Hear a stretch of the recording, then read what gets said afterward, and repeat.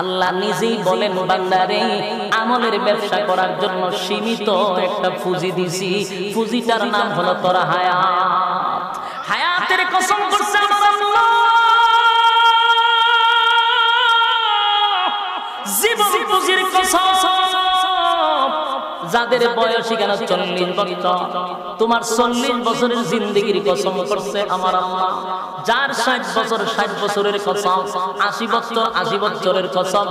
মোট কথা তোমার জীবনের সবটুকু সময়ের কসম করে আল্লাহ বলেন বান্দারে ক্ষতিগ্রস্ত ক্ষতিগ্রস্ত, সময়ের মূল্যায়ন কর, কারণ পুঁজি খুব সীমিত।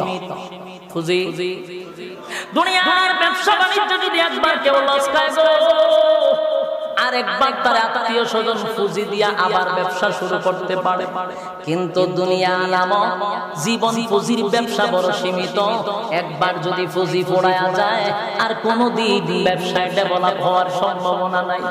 এই জন্য পুঁজি সীমিত।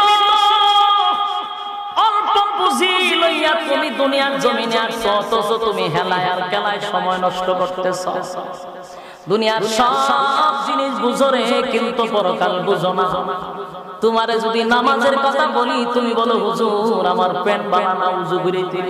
আল্লাহ বলেন বান্দারে দুনিয়ার সব সময় আমি দিলাম, তুই আমারে সময় দিলি না।